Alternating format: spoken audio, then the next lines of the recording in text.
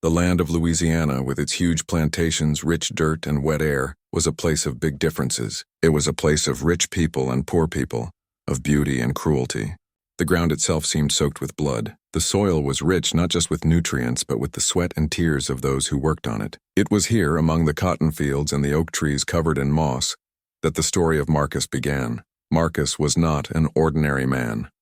In the world of slavery, there were many types of men and women, some who were strong, some who were broken, and some who were invisible to the world. But Marcus was different. He was known among his people as the man with Down syndrome, a term that spoke to a condition that made him unique. His physical appearance, marked by a rare and unusual trait, set him apart. While the other slaves worked in the fields or worked in the mansion's halls, Marcus was often overlooked, underestimated, and sometimes even made fun of. But what the masters and overseers did not know was that Marcus, though an outcast in appearance, was far from weak. In fact, his position in the shadows allowed him to observe everything. He saw what others could not. He learned the language of silence, the art of being invisible, and above all he learned that knowledge was power, and power was the most dangerous weapon a slave could have. No one knew that behind his quiet behavior and the mystery of his appearance lay a mind sharpened by the cruelty of the plantation. It was a mind that would one day turn the tables on those who had tormented him. Marcus would become a man feared by the very system that had enslaved him. His mind was more dangerous than any whip, his determination stronger than any chain. And in the dark shadows of Louisiana, the world would learn that the most dangerous slave was not the one who fought with his fists, but the one who fought with his intelligence and cleverness. The estate stretched out before him like an endless sea of cotton fields, the white cotton balls standing like ghosts in the sun-drenched landscape. Marcus stood at the edge of the property, watching the workers, his brothers and sisters in chains, move through the fields with an air of quiet resignation. He wasn't like them. While they worked in the heat, Marcus was often given less difficult work, often positioned inside the master's house where he learned more than just the tasks expected of him.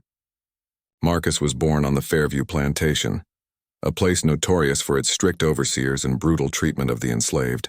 The plantation was owned by Thomas Montgomery, a man whose wealth had been built upon the backs of people like Marcus.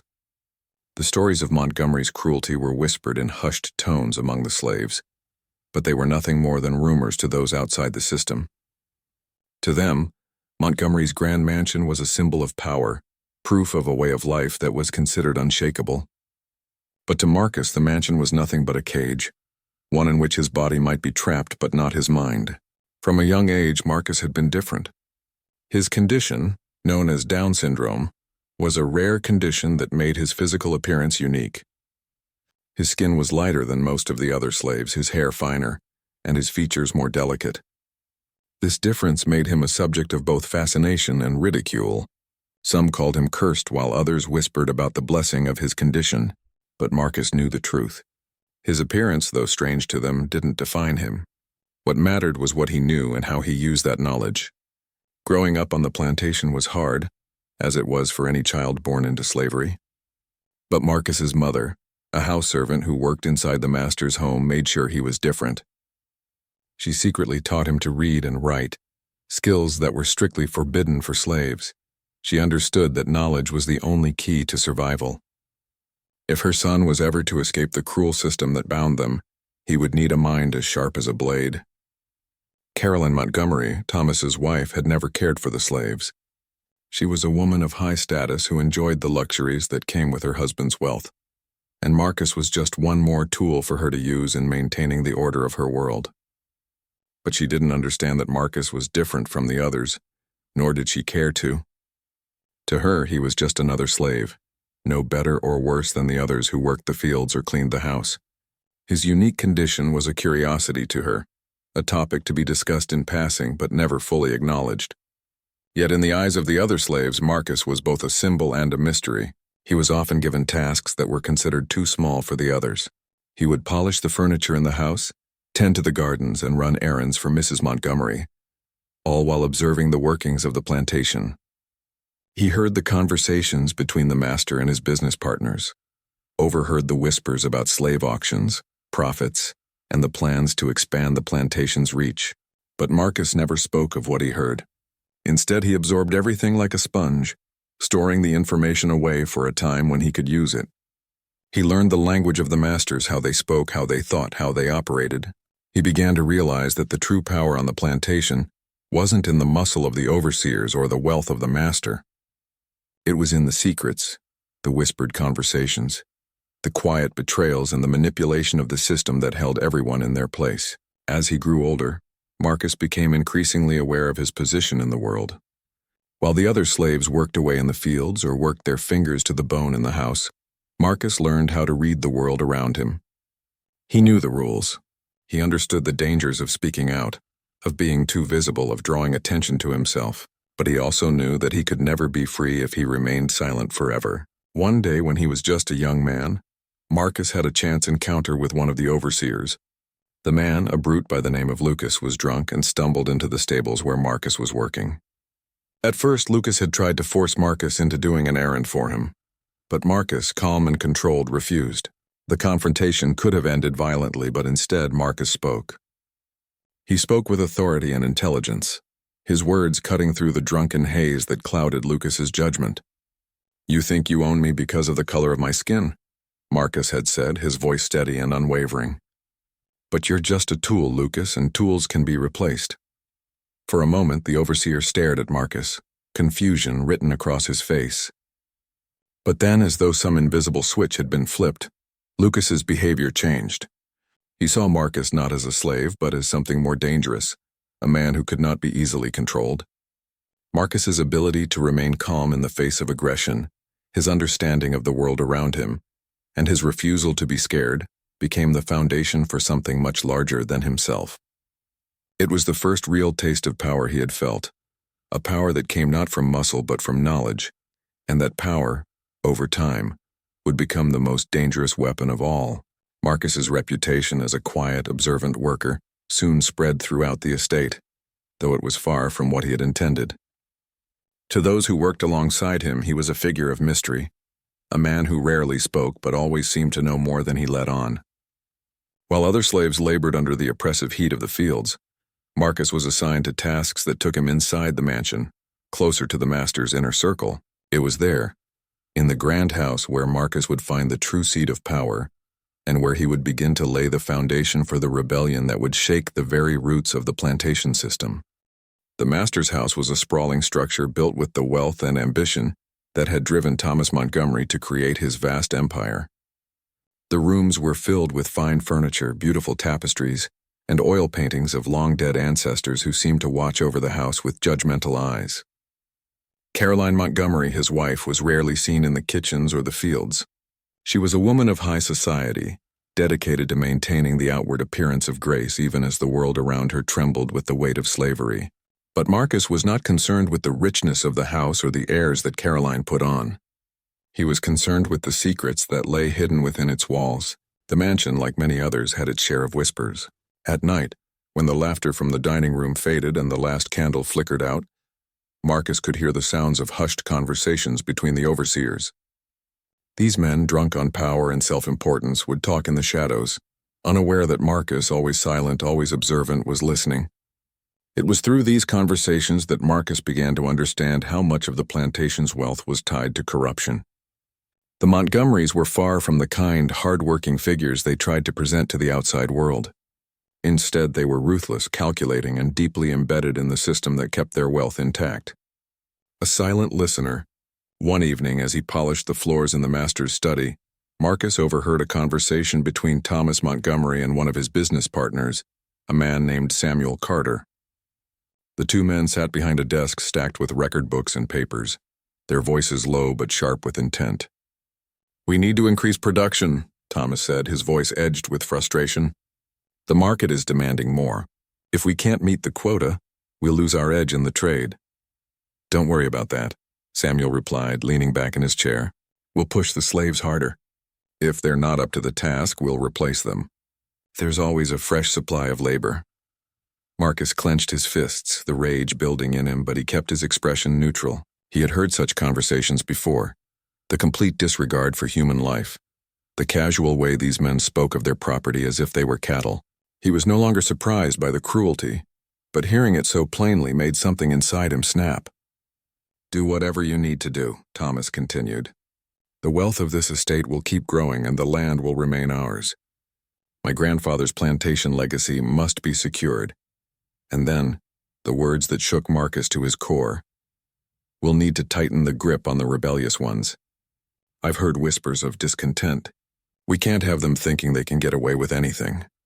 Samuel nodded, a knowing smile on his lips. We'll deal with that.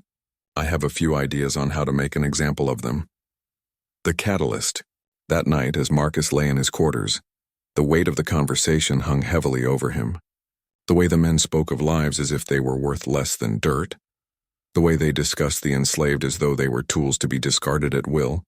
It sickened him, but Marcus was no fool. He knew the risks involved, knew that to act on what he had heard would be suicide. There was no space for mistakes in this world. He needed more, but he also knew something else.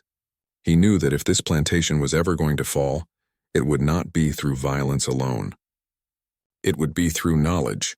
Knowledge was what gave the masters their power. And knowledge would be the thing that brought them down. The quiet resistance. As the weeks passed, Marcus worked carefully, learning the ins and outs of the plantation. He found himself positioned more frequently within the house, attending to the needs of the Montgomerys, fetching messages and serving meals. But the work, though small, gave him access to something more valuable than silver or gold: information. He learned that the Montgomerys were involved in various illegal trades, ranging from land deals with other wealthy plantation owners to secret dealings with wealthy business magnates who had their hands in the textile mills. The wealth they hoarded was not just from cotton. It was from the exploitation of people, the manipulation of systems that kept the labor force under their control. Through overhearing conversations, Marcus also learned of a network of overseers and other landowners who worked together to keep the plantation economy strong. They had all sworn loyalty to one another, and together they formed a powerful closed circle that was nearly impossible to breach. But Marcus's plan was already beginning to take shape. He would gather knowledge, not just the secrets of the Montgomerys, but the secrets of every plantation nearby. He would expose their weaknesses, their manipulations, and their deals, turning their own system against them. The first spark of rebellion. It wasn't long before Marcus started recruiting others.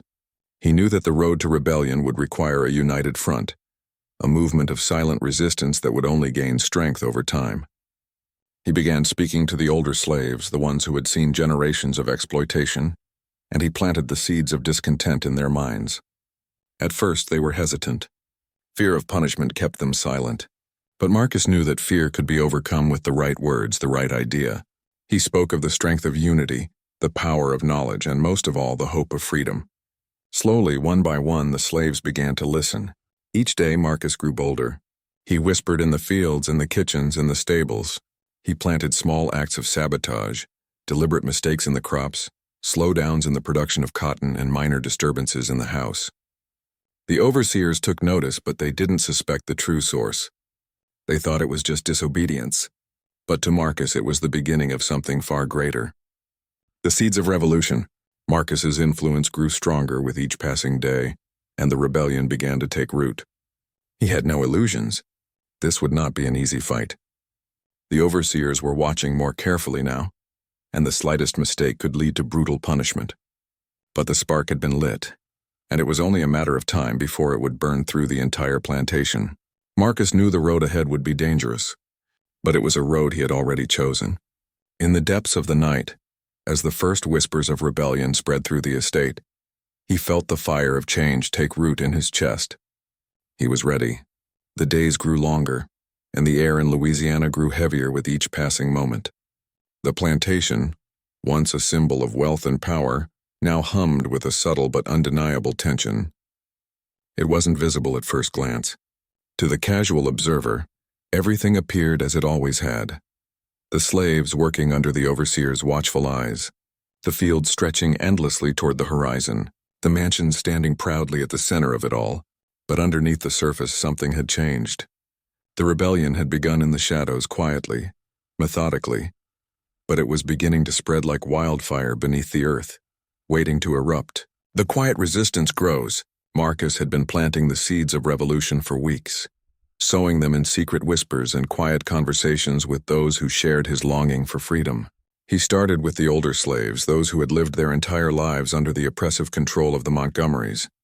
Many were reluctant at first. They had seen the harsh punishments for defiance, the brutal whippings, the endless labor, and the despair that came with every failed attempt to fight back. They had learned to survive by keeping their heads down and their mouths shut.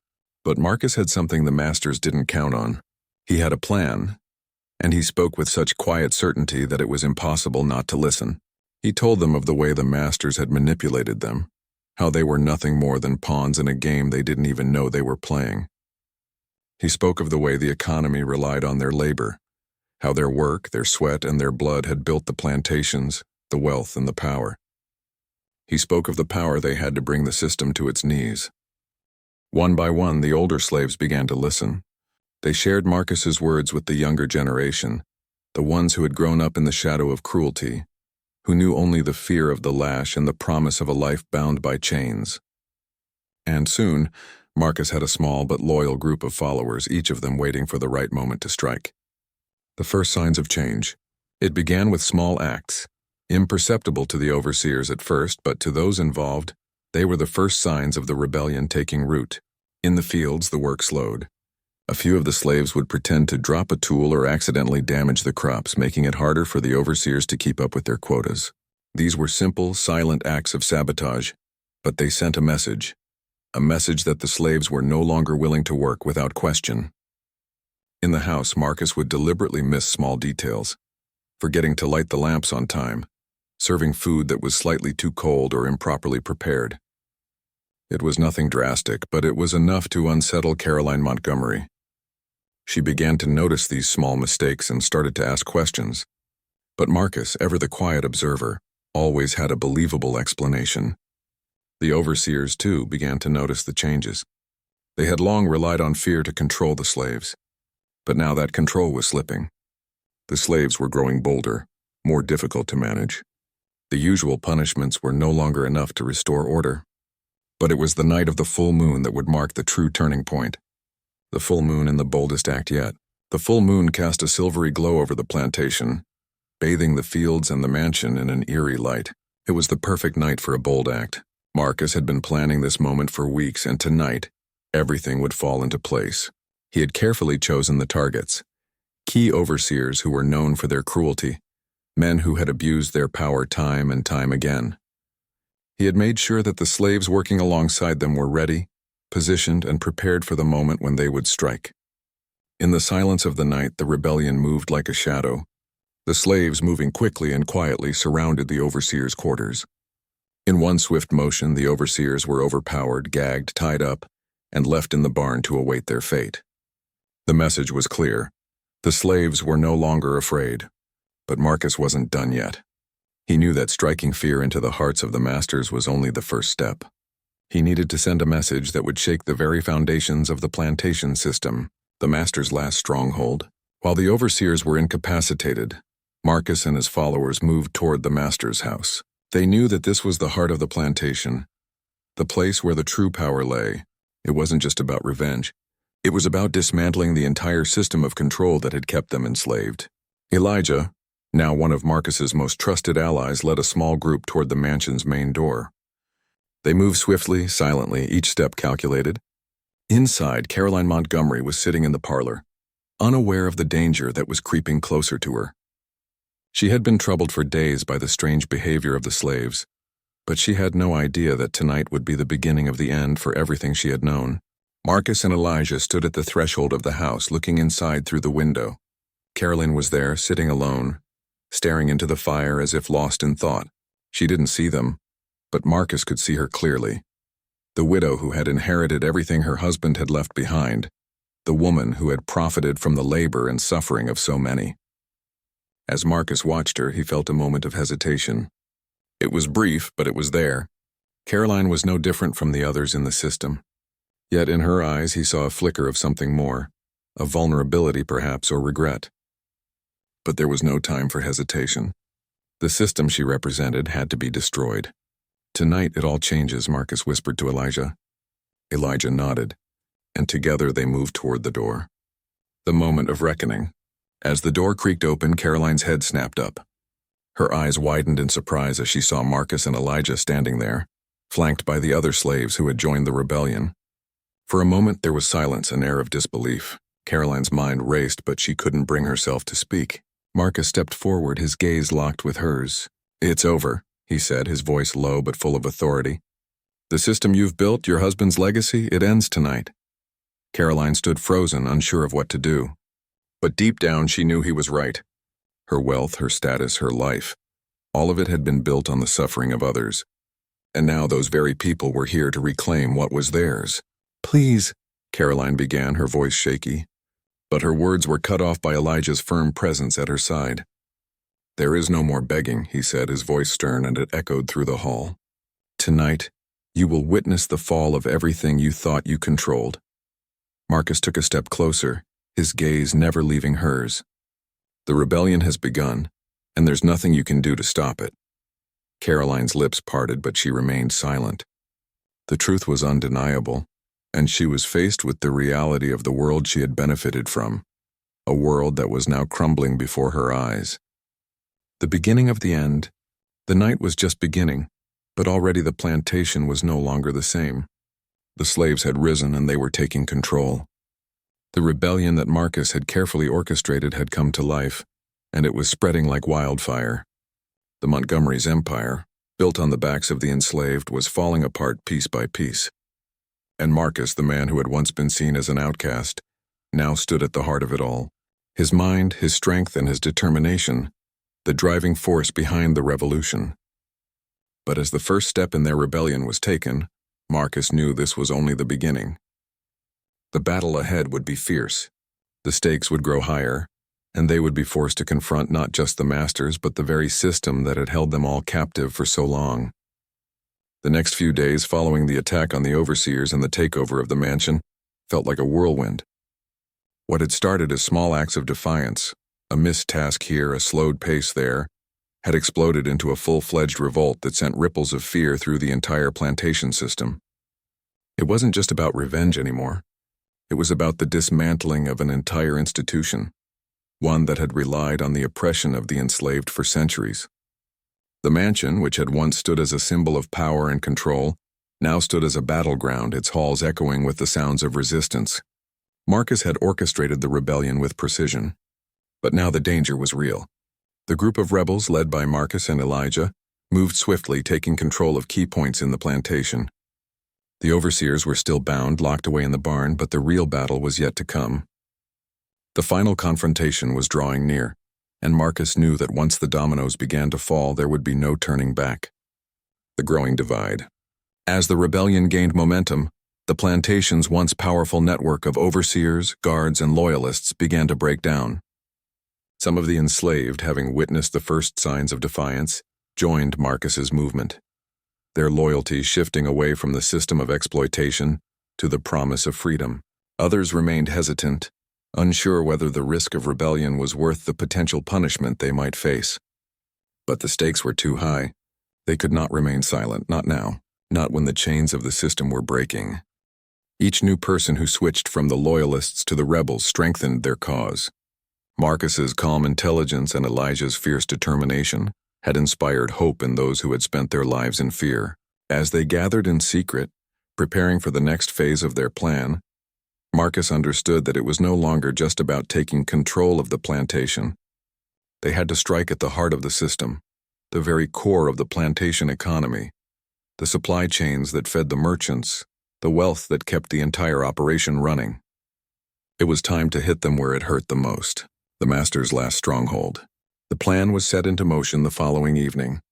Marcus, Elijah, and the core group of rebels snuck into the master's study, where they knew George Montgomery's private papers, financial records, business dealings, the proof of his illegal transactions were stored. These documents were the keys to exposing the corruption that had upheld the entire plantation system. Marcus knew that once these papers were in the hands of the abolitionists and the press, it would be nearly impossible for the Montgomerys or any other plantation owner to escape the consequences. "Once these records go public," Marcus said to Elijah as they sifted through the stacks of record books, "we won't just be tearing down this plantation. We'll be tearing down the entire system." Elijah nodded, his brow furrowed. We're gambling everything on this. If they find out before we act, then we fight, Marcus interrupted, his voice firm. But we will not stop. Not now. The tension in the air was thick with the realization of just how high the stakes had become. The risk of failure was greater than ever. As Marcus carefully copied down critical information, he couldn't help but think of the future. What would come after the rebellion had succeeded? What new world they would build? What battles they would still have to face? Freedom, once so distant, now seemed within their grasp. But Marcus knew better than anyone that freedom came at a price. The sounds of distant shouting outside interrupted his thoughts. The Loyalists were coming. The battle for control. The battle erupted like a storm. The Loyalists, armed with rifles and whips, had stormed the plantation, intent on reclaiming what they had lost. The overseers, freed from their confinement, rallied their forces and made their way toward the center of the estate. Marcus had anticipated this, and the rebels were ready. The plan had been for them to fight on their own terms, taking the battle to the places they knew best: the fields, the barns, the stables. The Loyalists had the weapons, but the slaves had the knowledge of the land. They knew the narrow pathways, the hidden corners, the places where they could move undetected. The first fight was brutal. The rebels fought with desperation, knowing that failure meant death. But it was also a fight for something far more significant: their future, their freedom. The clash of steel and the crack of gunfire filled the night air as the two sides fought for control. Elijah, standing at the front of the charge, wielded a pickaxe with the same deadly precision he had used to break his chains. He fought with the fury of a man who had nothing left to lose. Marcus, though not a warrior in the traditional sense, moved like a shadow among the chaos. His role was not to fight directly, but to direct, to coordinate, to guide the flow of the battle. Every decision he made counted. Every move carried the weight of the rebellion's success or failure. A turning point. The battle raged for hours, neither side gaining a clear advantage. But as the sun began to rise, the tide started to turn in the rebels' favor. The Loyalists, weary and demoralized, began to falter. Marcus saw the shift and pushed his people forward, urging them to finish what they had started. With one final surge, the rebels overwhelmed the remaining Loyalists, capturing or driving them off the estate. Montgomery's stronghold was broken. The mansion, once a symbol of power, was now proof of the resilience of those who had been enslaved for generations. But even in the aftermath of victory, Marcus knew this was only one battle in a much larger war. The road to true freedom was not over. There would be more to fight for, more to overcome. The price of victory. As the smoke cleared and the sounds of battle faded, the plantation stood still. The once beautiful grounds, now scarred by the destruction, lay silent under the morning light. Marcus stood on the porch of the mansion, looking out over the land. It was theirs now, but the price had been steep. The blood of the fallen, both rebel and loyalist, stained the earth beneath his feet. Elijah joined him, his face grim but filled with a quiet satisfaction.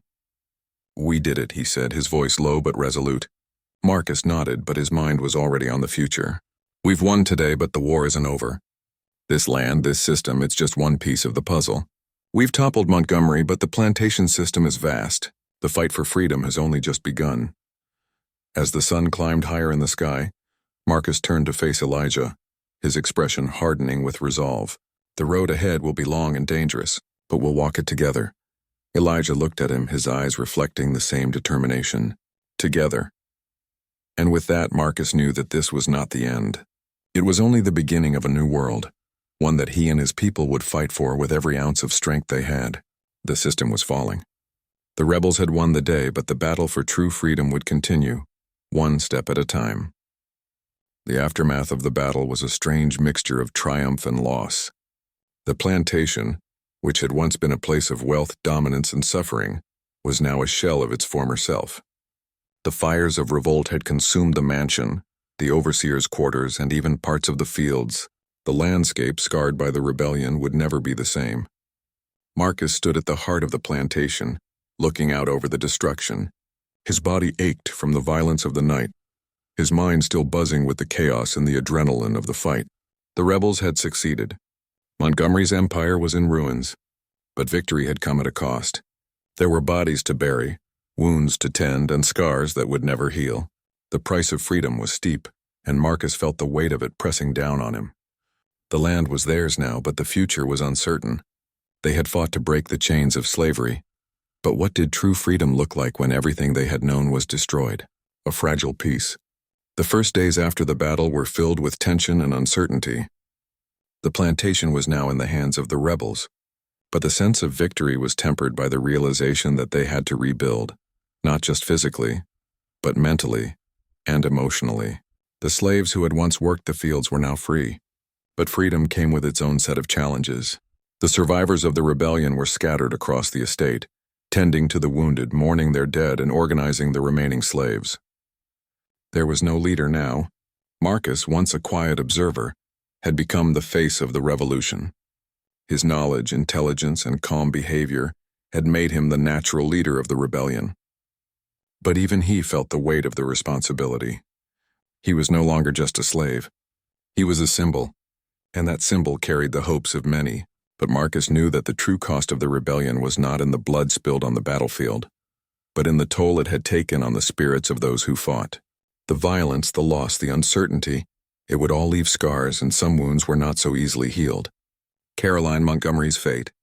Caroline Montgomery, the widow of the man whose empire had been destroyed, was a ghost of the woman she had once been. After the rebels had taken the mansion, she had been confined to one of the guest rooms, isolated from the chaos. Her life had been shattered in a single night. The wealth and luxury she had once enjoyed now seemed like a distant memory, and the weight of her husband's betrayal hung over her like a shroud. Marcus had seen her once after the battle, standing alone in the garden, her expression vacant. She had lost everything, the life she had known, her status, her sense of security. But in her eyes, Marcus saw something else, a flicker of recognition, perhaps guilt, perhaps something deeper. Something that spoke of regret. "Are you going to punish me?" Caroline had asked him, her voice soft and broken when their eyes met across the garden. "Is that what this is about? Revenge?" Marcus had studied her in silence, his mind racing with the possibilities. He could have ordered her removal, condemned her for the role her family had played in the system of slavery. But something stayed his hand. He had already taken everything she had. What more could he do? "No," he had replied, his voice steady. "You've already lost everything, Mrs. Montgomery. Revenge won't change that, and nothing brings back a lost soul." Caroline had said nothing in response, her gaze dropping to the ground. For a moment, Marcus thought she might break down, but instead she turned and walked back into the house, leaving him alone in the garden. A nation divided. While the rebellion on the Montgomery plantation had been won, Marcus knew that this victory was only one small battle in a much larger war. The plantation system was vast, stretching across the South like a web of interwoven power. What they had done, destroying a plantation and freeing the enslaved, was a victory. But it was only the beginning. The rebellion had been swift and successful, but Marcus knew that the forces of the old world would not give up so easily. The system of slavery was entrenched, backed by powerful men who would stop at nothing to preserve their way of life. The rebellion would not go unnoticed. The news of what had happened on the Montgomery estate would spread quickly, and Marcus feared the response. The government would send soldiers. The wealthy landowners would rally their forces. There would be reprisals. The question now was how far the rebellion could spread before it was crushed. And even if they could sustain their victory, what would they do with their freedom? The betrayal. Marcus had always known that the cost of rebellion was high, but he hadn't anticipated the betrayals that would come from within. As the weeks passed, some of the slaves who had joined the cause began to question their choices. The brutality of the rebellion, the destruction of the plantation, the loss of life, it was too much for some to bear. Rumors began to spread among the newly freed slaves. Some of them, frightened by the chaos, began to talk of leaving, of escaping to other parts of the South to find safety in the shadows. Others, disillusioned by the violence, began to question whether this rebellion was worth the price they had paid. They had fought for freedom, yes, but now that they were free, what did they have to build? It was one of these slaves, a man named Daniel, who had been part of the core group of rebels who would be Marcus's greatest betrayal.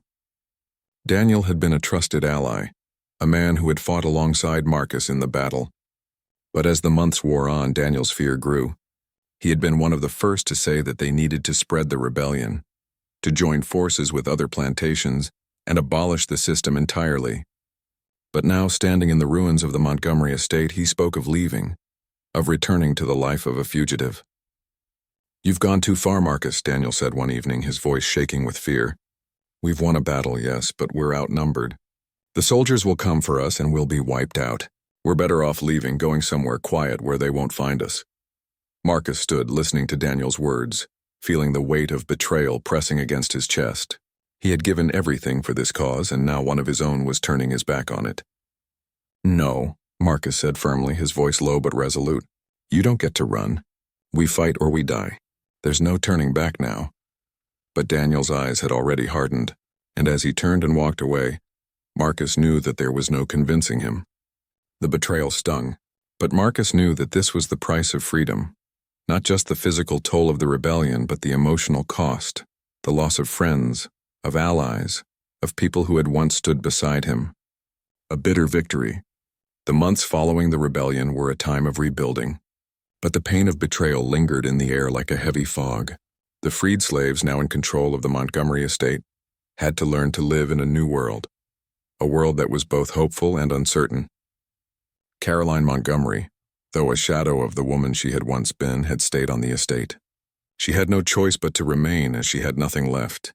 Her wealth was gone, and with it her power. But Marcus knew that she would never forget what had happened.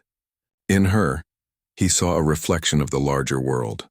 A world of wealth and privilege that had been built on the suffering of others. As the estate was divided and the land redistributed among the newly freed slaves, Marcus took his place as a leader, not just of the rebellion, but of the new world they were building. But he knew that the fight wasn't over. There were still forces that would rise up to challenge them, still men and women who would seek to preserve the old ways. But Marcus had made his choice. He had given everything for freedom. And now, no matter the cost, he would see it through. The rebellion had begun, and the world would never be the same again.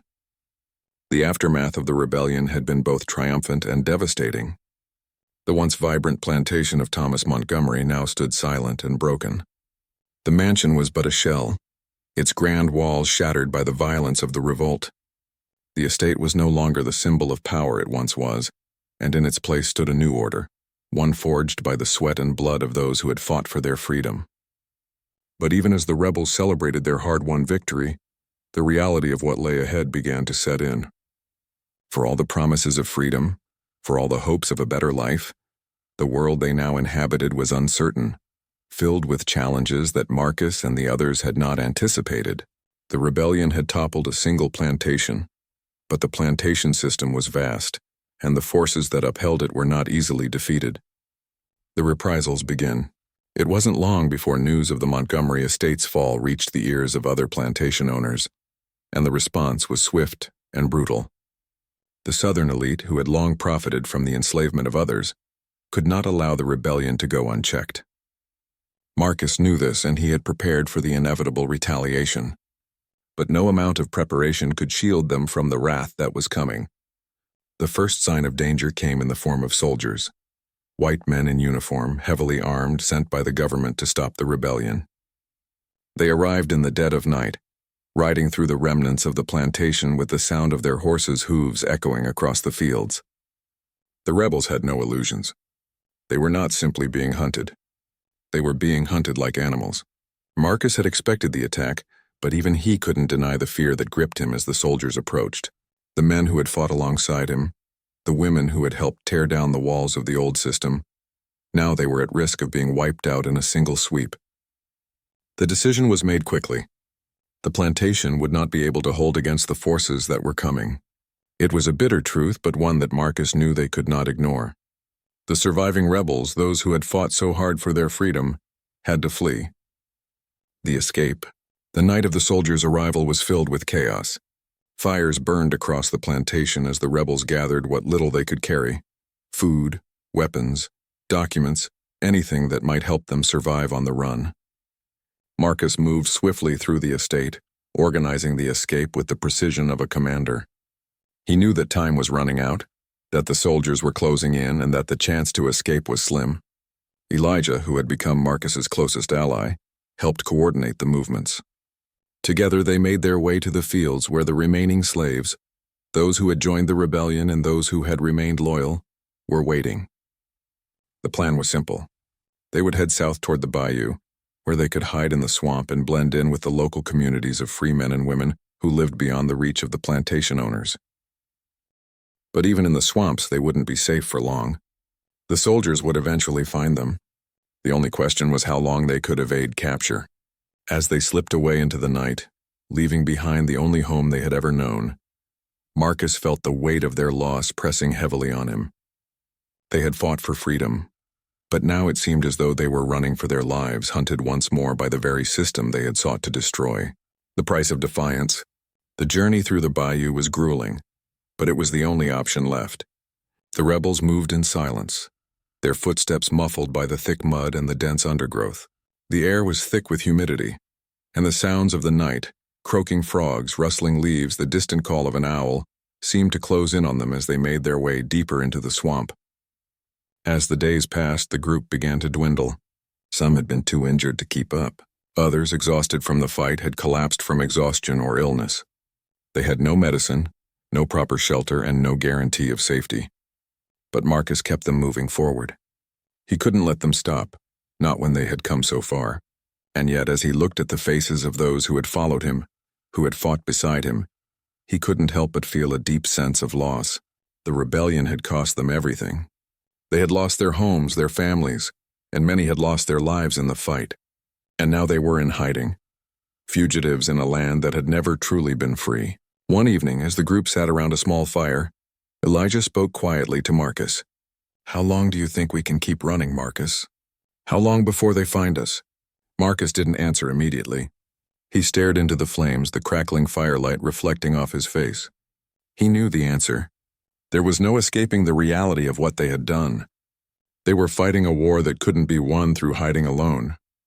They could run, they could resist, but the system they had broken still lived on. The masters would hunt them down until the end of time. "We fight," Marcus said finally, his voice steady but heavy with the weight of their predicament. "We don't run forever. We'll find others, build alliances, and we'll keep the fight going. We can't stop now." Elijah looked at him, nodding slowly. "And when it all comes down to it, Marcus, we'll stand together. We have to." The call for a new rebellion. The days turned into weeks, and the group made their way south toward the border of Louisiana. They found shelter in hidden communities of free men and women, some of whom had escaped slavery themselves or were part of underground networks that helped runaways find refuge. These communities were scattered across the bayou and swamps, out of reach of the plantation owners and the soldiers. But even in these safe places, Marcus could not escape the weight of what had happened. The rebellion had been a victory, but it had also been a loss. The price they had paid for freedom was more than just blood. It was hope, dreams, and the future. They had fought for something greater. But now they were scattered, broken, and unsure of what lay ahead. Yet in the hearts of those who survived, Marcus saw something that reignited the fire he had seen before. It wasn't just the promise of freedom. It was the belief that they could rebuild. The fight wasn't over. It couldn't be. And while the plantation system was still in place, Marcus knew that the rebellion had planted a seed that would one day grow into something far greater than the small battles they had won. They were not just fighting for their own freedom anymore. They were fighting for the future, one where the cycle of oppression and violence would be broken once and for all. The road ahead. As Marcus stood by the edge of the swamp, looking out over the murky waters, he knew that the fight had only just begun. There were still many obstacles ahead. There would be no easy victory, no simple escape. But they had already accomplished something that could never be taken away. They had proven that the system of slavery could be broken. They had shown that the enslaved could rise, fight, and win. The road ahead was uncertain, but Marcus knew one thing for certain. As long as he breathed, the fight would continue. The plantation system, the men who had ruled it, and the corrupt forces that had kept it intact would one day fall. And he, Marcus, the man who had once been invisible, the man who had been written off as weak, would be the one to see it happen. The story of the rebellion would live on, carried by the men and women who had fought beside him, who had given everything for a future they might never see. But in the depths of the bayou, in the hearts of the rebels, Marcus saw the spark of something that could never be extinguished. It was hope. And hope was the most dangerous weapon of all.